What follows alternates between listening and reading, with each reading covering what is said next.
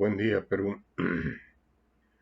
Este, He decidido volver a rehacer los videos porque, eh, bueno, dejé de hacerlos porque estuve bastante enfermo y sucedieron muchas cosas en familia. Pero bueno, la razón de hacer este video es la siguiente. Bueno, son varias las razones, pero la primera es, tenemos una anarquía total en el Perú, un desorden, una desobediencia a las leyes, una falta de respeto a los cargos que se les da, que deberían honrarlos. En esta oportunidad me refiero a los congresistas. 10 congresistas, si no estoy mal informado, han viajado a Rusia. Han viajado a Rusia sin el consentimiento ni el permiso de la presidencia. ¿Por qué? Porque simplemente pues les da la gana y decidieron abandonar sus curules. Y bueno, dijéramos que la razón que tienen es muy importante, ¿no? ¿Actualizarse en qué? Lo que se necesita actualizarse es el país. Y no me digan que vamos a tener una realidad parecida a la de Rusia. Rusia es un país totalmente diferente al nuestro. Es un país mucho más avanzado, pero eso no significa que tenga los mismos proyectos y las mismas situaciones que nosotros en el Perú. Otra cosa muy importante también es que, a pesar de que no van a aprender nada, lo único que van de repente es a adoctrinarse en a adoctrinarse en el quehacer del socialismo o el comunismo, cosa que es inaplicable en el Perú. Nosotros no tenemos razones ni de ninguna forma para poder necesitar o asociarnos con algún tipo de política. Y ahí es donde todos están equivocados, porque hay unos que quieren traer el comunismo de Cuba, que solamente vemos los resultados, empezando por el mismo Cuba, que fue un satélite de Rusia y mientras recibieron dinero de Rusia, pues pudieron sobrevivir. Pero aún así es un país recontra atrasado. No me digan a mí que Cuba es un país adelantado. Perdón. En lo único que ha podido adelantarse es, digamos, en cuanto a estudio, preparación, que enviaron gente de Cuba a Rusia para eh, estudiar y regresaron médicos, enfermeras, en fin, ¿no? En los diferentes campos del saber, de la cultura y de la ciencia. Pero que tienen tantos profesionales, pues ahora que algunos son mecánicos, carpinteros, y otros que los mandan a otros países a adoctrinar, porque cuando llega una comisión de médicos, dice que para ayudar, pues lo único que quieren es hacerlo, ¿no? El adoctrinamiento digamos, del Partido Comunista, en este caso de Cuba, ¿no? Que no ha funcionado nada. Y si no, pues traen gente y la llevan, así como lo llevaron a Cerrón y pues ahora quiere hacer el Perú un país comunista. Y lo peor del caso es que estos tipos comunistas pues son bien cerrados y no creen, no discuten, no aceptan argumentos y hacen las cosas y entonces ellos creen que todo está correcto. Miren, el mismo Cerrón ha despilfarrado dinero y ahí está en juicio. Han manipulado el Poder Judicial para no poder ir a la cárcel. Y aún así, ¿no? Ha repartido el dinero y nadie le dice que tiene que devolver ese dinero o que el gobierno se ocupe en recuperar el dinero ese que se ha malversado. Tenemos a Castillo, que su misma vicepresidente decía cuando estaba en los primeros meses y la gente lo criticaba, los mismos medios, de que el tipo pues no era capaz de gobernar, no tenía el conocimiento, dijo, está aprendiendo. Yo les pregunto, si tú tienes tu carro que está malogrado, ¿vas a llevar al mecánico a esperar que aprenda a que te lo arregle? Entonces, estamos mal. Una persona que llega a gobernar el país pues tiene que estar preparado para hacerlo con el conocimiento necesario. Y bueno, y así puedo seguir enumerando, ¿no? Tal Bermejo, por ejemplo, que está ahí en el Congreso, que ahora creo que está en Rusia. Y bueno, pues se cierran en todo lo que dicen y no hay forma ni argumentos. Y esos son gente que ha estado presa en la cárcel y se ponen de víctimas. Y bueno, al final de cuentas, se amparan en lo que dice la Comisión Interamericana de Derechos Humanos, ¿no? Y que todo el tiempo anda fallando en favor de todos los comunistas. Y el Perú tiene que pagar por toda esa situación. Y ese es uno de los peores errores, porque está lleno, plagado de comunistas, y al final de cuentas, pues el Perú no puede hacer nada. En este momento, bueno, antes de asociarse o unirse a esta comité o comisión de derechos humanos, interamericana de derechos humanos, en el Perú existía la pena de muerte. El que mataba, pues iba a la cárcel y de ahí se iba al paredón. No existía silla eléctrica. Y bueno, ahora pues hay sicarios, matan y no pasa nada. Los sentencian a 30 años, después les rebajan a 20 años, después a 15, a 10 y hay muchos que están saliendo en 8. ¿Por qué? Con el cuento de que están haciendo estudios y cosas así para rebajar sus penas. Y tenemos cosas así, pues, ¿no? Y otro ejemplo es, por ejemplo, ¿no? Los que tomaron la embajada de Japón, el MRTA, que se llamaba Movimiento Revolucionario Tupac Amaru, tomaron a gente diplomática, pero con la idea de hacer liberar a otros terroristas que estaban presos. ¿Y qué pasó? Cuando el gobierno de ese entonces organiza pues lo que llamaron Chavín de Huántar, la operación Chavín de Huántar, cavaron túneles debajo de la embajada y entonces en un momento determinado entraron y empezaron a pelear, ¿no? Tales así que han muerto algunos soldados y el comandante Valer. Y al final de cuentas, pues alguien salió con la teoría de que los han matado con tiro de gracia y todo lo demás. Y al final, pues en el gobierno de Toledo, pues consiguieron que se les indemnice. Y no sé con cuántos millones, ¿no? Pero hasta la fecha creo que el Perú estaba pagando más de 30 millones no sé si es de soles o de dólares. Y así tenemos, ¿no? Muchas cosas. Ahora yo digo, ¿y qué dice la Comisión Interamericana de Derechos Humanos con el diplomático que murió, un peruano también que murió, miembro del Ministerio no recuerdo, creo que de Relaciones Exteriores? Y los soldados que murieron, pues no hay indemnización para ellos. Entonces vemos como acá, por ejemplo, a uno que está agrediendo, asaltando un sitio donde debería ser sagrado, porque un área diplomática pues es algo que no se debe tocar. Entonces ellos sabían muy bien a lo que se metían. Y sin embargo, encima de eso han sido indemnizados. Donde has visto que si, por ejemplo, alguien te asalta, te ataca, y tú agarras, digamos, le pegas un golpe, todo, pues después resulta que tú te vas preso porque lo has agredido y que tiene varios días de descanso por muchas razones. Y casos como este han pasado mucho. Y ahora tenemos que los congresistas pues se han ido a Rusia sin el permiso, han abandonado su trabajo, si es que podemos llamar así trabajo.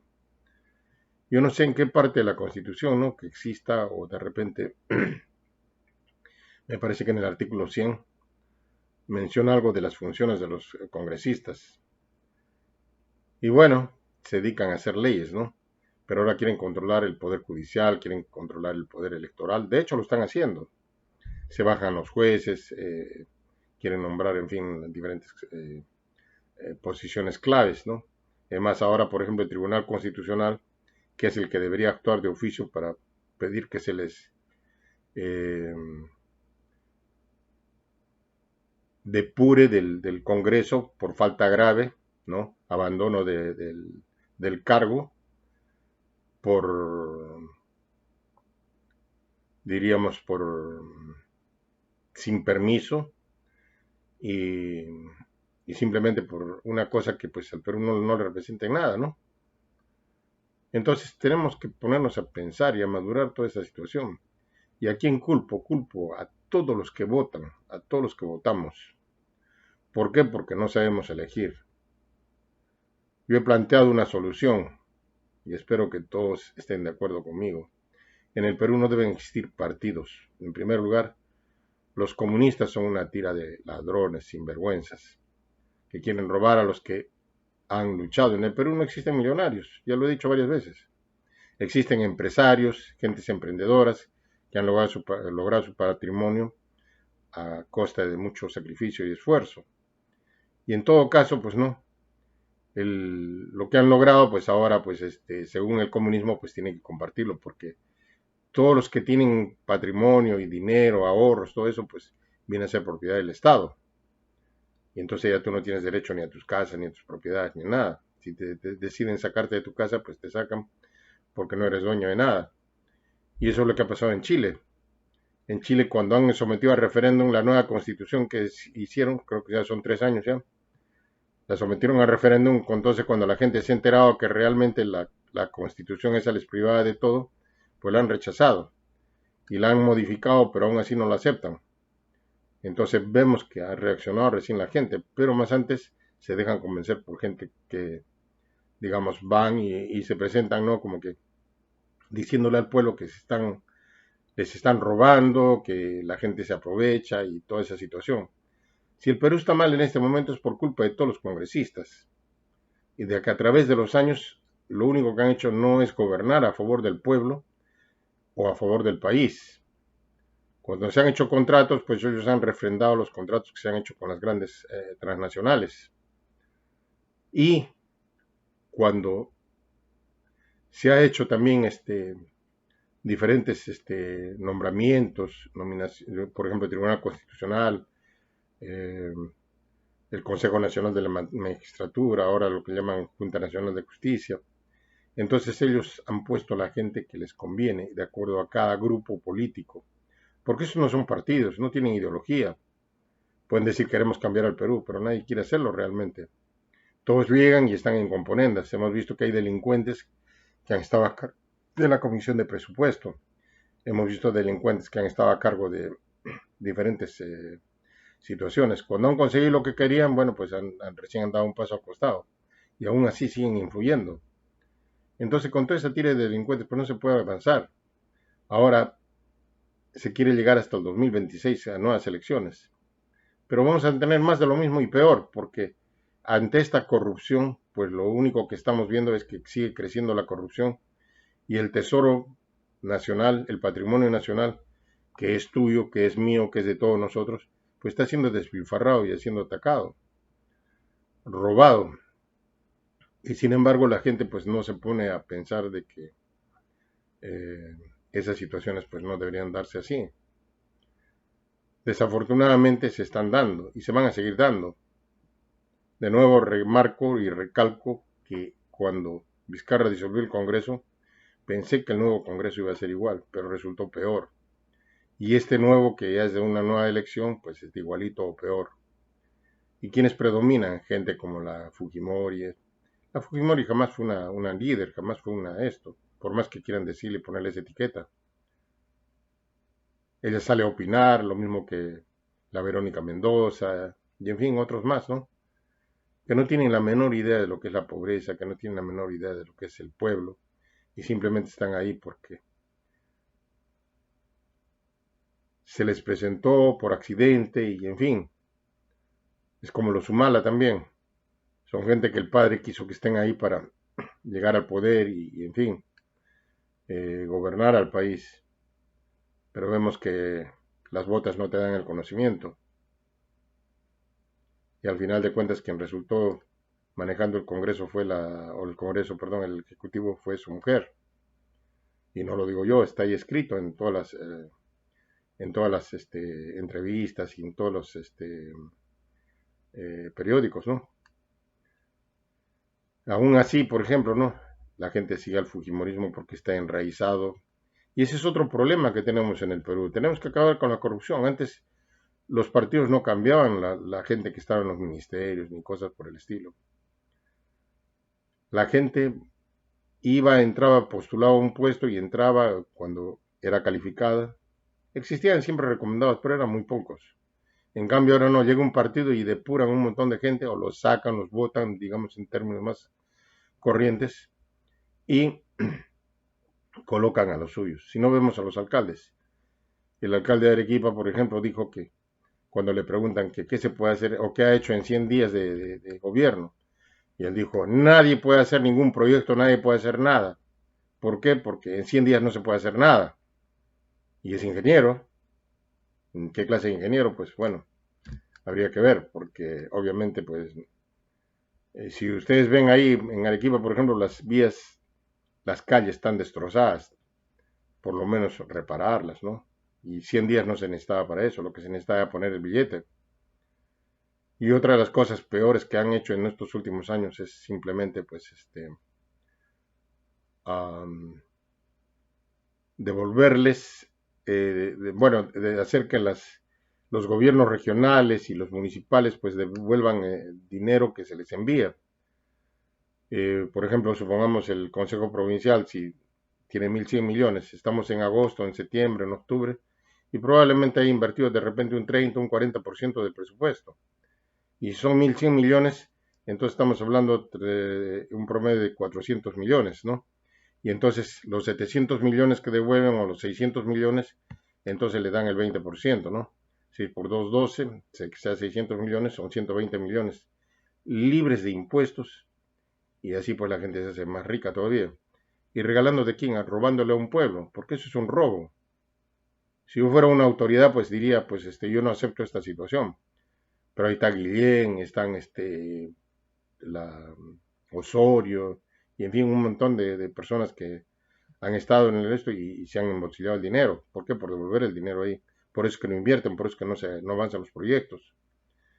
Pero aparte de toda esa situación, pues tenemos otras cosas que señalar, ¿no? Que la corrupción está al tope. No podemos avanzar porque simplemente, pues, el Perú tiene una forma de control diferente. Y miren, por ejemplo, que hubo la guerra de Vietnam en el año 68, me parece, 65 hasta el 70, algo por ahí fue, 75. Sí, creo que fueron como 10 años. Ganaron los norvietnamitas y le ganó, los norvietnamitas estaban apoyados por Rusia y los survietnamitas estaban apoyados por Estados Unidos. Fue una derrota bien grande para los Estados Unidos. Se retiraron de Vietnam y al final de cuentas se unificó Vietnam del norte y del sur. Entonces empezaron, digamos, ellos eran los primeros, bueno, unos grandes productores mundiales de arroz.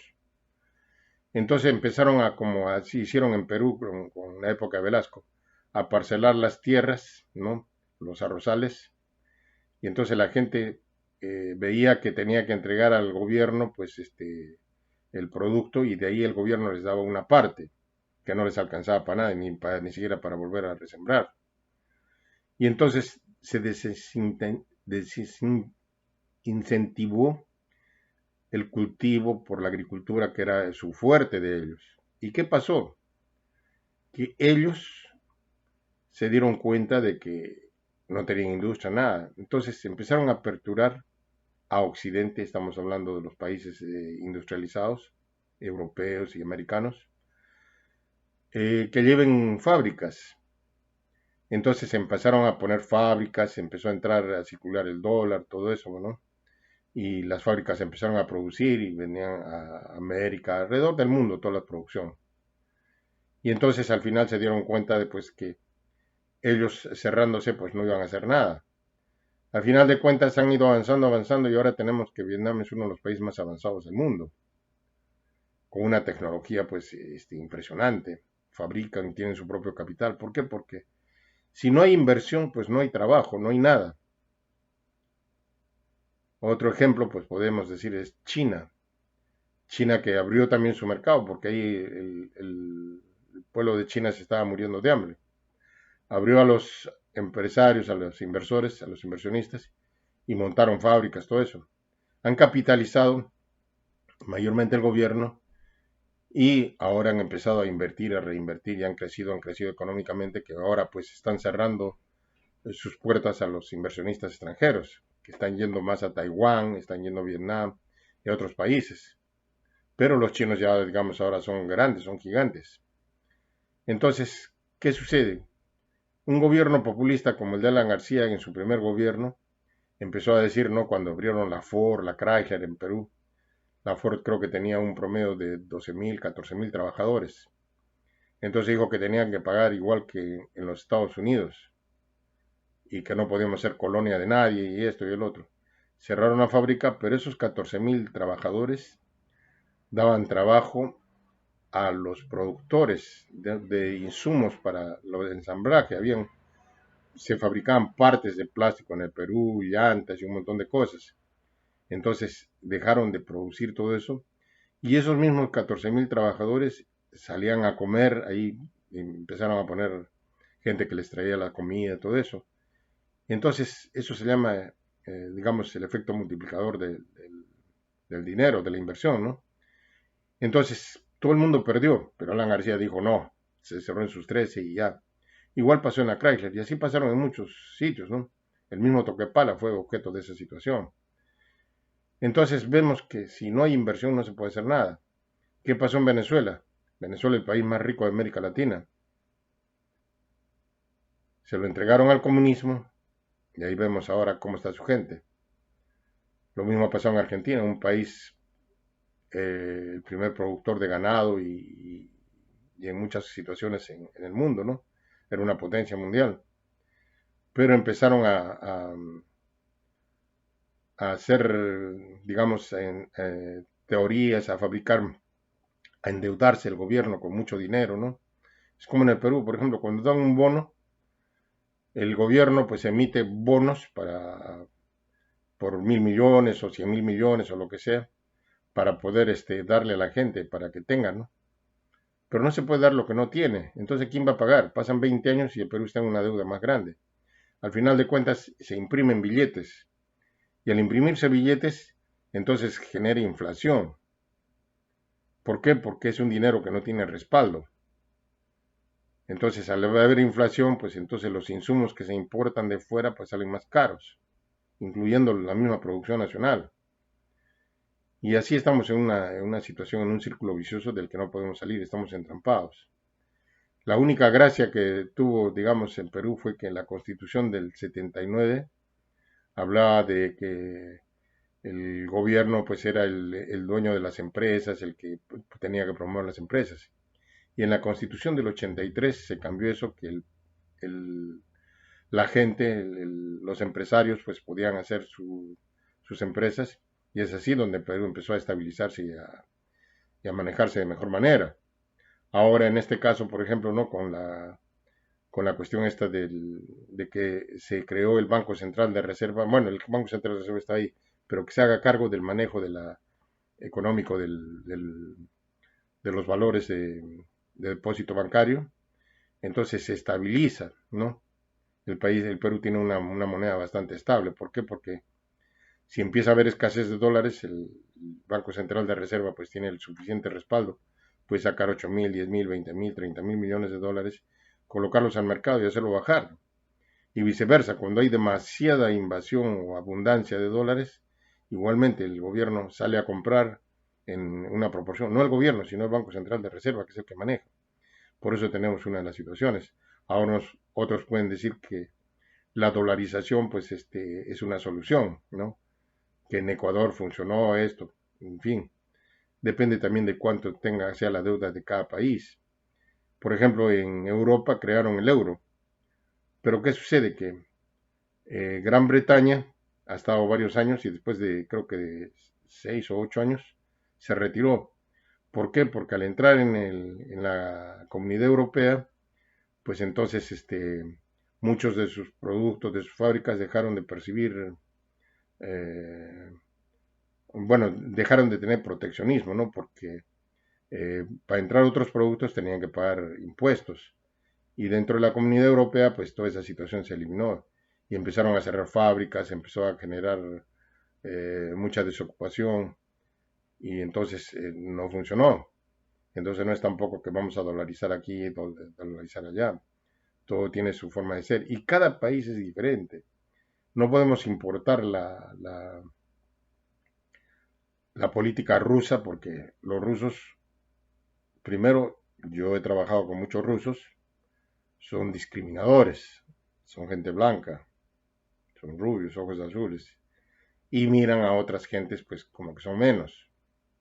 Es como si miraran, por ejemplo, a un negro o un indio, ¿no? Entonces ellos se sienten superiores. Ahora ustedes creen que siendo colonia rusa pues nos van a mirar bonito. No, obviamente que van a venir, van a sacarse la riqueza y ya. Ahora otra cosa que eh, la realidad de ellos es muy distinta a la de Perú. Ahora, ¿qué cosa hicieron, por ejemplo, en la Segunda Guerra Mundial? Bueno, después de la Segunda Guerra Mundial, Alemania, que fue un país emergente y un país bien muy industrializado, se dividió en Alemania del Este y Alemania del Oeste. La Alemania del Este quedó a cargo de los americanos y el oeste a cargo de los rusos, con la capital alemana que era Berlín. Entonces la otra Alemania, la capital le hicieron Bonn, pero ahí empezó Estados Unidos a ayudarles a reflotar, prestando capitales, porque tampoco regalaron, y empezaron ahí, pues y había una diferencia bien grande, porque los rusos, pues lo único que hicieron fue eh, eh, absorber lo poco que tenía la otra Alemania en cuanto a tecnología, en cuanto a industrias, todo eso, y al final de cuentas los dejaron en una miseria terrible. Y en el año de 1985, creo que ha sido, cuando los rusos cayó la Unión Soviética, la de Repúblicas Socialistas Soviéticas, entonces cayó el muro de Berlín y entonces los otros alemanes pues empezaron a irse al otro lado. Pero la Alemania que quedaba, que estaba, digamos, capitalista, los tomó, unió a su Alemania y empezar a trabajar, ¿no? Y ahora tenemos que el país más rico o más conveniente en Europa es Alemania, que a pesar de haber perdido dos guerras, todo eso, imagínense, estamos hablando de unos 50 años atrás, más o menos, ¿no? Tal vez un poco más. Resucitó, pero resucitaron después de 20 años. En el año 70, 80 ya eran ya otra vez una potencia, y actualmente es una potencia mundial en cuanto a tecnología y todo. ¿Por qué? Porque simplemente ellos piensan en ellos, no piensan en traer el socialismo, el capitalismo, no. Funcionan en base a lo que necesitan. Por eso es que hago este llamamiento a través de toda la anarquía, el desastre que existe en Perú, porque ni teniendo esa presidenta que, bueno, que lo apoyaba mucho a Castillo y que pues ella dijo que los riquillos de Miraflores, San Isidro, ahora pues con esas casazas, ¿no? Hablando más por envidia que por otra cosa. El que tiene, tiene, y el que no tiene, pues no tiene. Es como reclamar, ¿no? Si tú has nacido en la sierra, en las punas, esto, lo otro, pues no vas a reclamar porque no nací en la capital. Ahora, si tú has nacido con ojos azules, pelo rubio, pues bueno, no vas a decir por qué no nací negro, por qué no nací indio. Cada uno es como es. Y en el Perú, pues hasta los venezolanos nos discriminan. Yo he visto ahí a nuestra gente indígena de la sierra cómo los maltratan. Y no todos, por supuesto, pero esa es una falta de respeto. Pero nosotros tenemos que pensar en lo que tenemos. La gente del sur no es igual que la gente del norte, pero al fondo de todos somos peruanos. Y no solamente debemos ser peruanos cuando juega la selección nacional, que nos olvidamos de todo y todos somos Perú y estamos ahí al compás de lo que juegue el Perú. Así sea un mal equipo, así sea un mal entrenador, así no tengamos un gran equipo. Entonces, igualmente ahora, ¿no? Yo nuevamente por enésima vez pido a los militares que tomen el control del gobierno, convoquen a una junta de notables que no tengan partido político, ni derecha, ni izquierda, ni centro, simplemente que miren que nuestro país, de acuerdo a nuestra gente, a nuestras diferentes regiones, aplican las leyes y las reformas necesarias, que nuevamente se restablezcan las 8 horas de trabajo, que las empresas, pues después de 30 días o 60 días, pues los trabajadores sean estables, que no existan trabajadores temporales, que las agencias de empleo, que son las que manipulan toda esa situación, sean las que dejen de existir. Y así, que existan las vacaciones por cada año de servicio, la compensación por tiempo de servicios. Ahora tú terminas tu trabajo y bueno, no tienes nada. Antes te daban la compensación cada año, te trabajas 30 años en una compañía, pues tenías derecho a que te compensen por cada año de servicios y tenías algo para salir. En cambio ahora pues no existen esas situaciones. ¿Por qué? Porque todos son trabajadores temporales y otra cosa que si llegas a estar un poquito viejo, mayor de 35, 40, pues ya no eres considerado ya un buen trabajador. Entonces, ¿qué sucede? Eh, Se van por los más jóvenes, en fin. Pero bueno, son situaciones, ¿no? Que en cambio siento que si se restablece un nuevo gobierno, entonces vamos a trabajar por el Perú y vamos a seguir adelante, ¿no? Porque hay que restablecer muchas cosas, cambiar. Antes se vivió una vida mejor, la gente sufría menos, la gente tenía más producción. Claro que ahora tenemos más gente, pero deberíamos ser más felices. Yo creo que estamos en este mundo para ser felices, no para estar infelices. Y todos aquellos que quieran dedicarse a la política y que hayan corrompido, se hayan corrompido, estén ahí, que sean castigados de por vida. Y aquel que despilfarre el dinero del Estado, que es dinero de todos nosotros, como que están robando a cada uno de nosotros, pues que se vaya a cadena perpetua. A ver quién va a querer robar así. Y en fin, ver qué cosa es lo que mejor podemos hacer por nuestro Perú. Lo digo esto con todo el corazón. Que tengan un buen día. Gracias.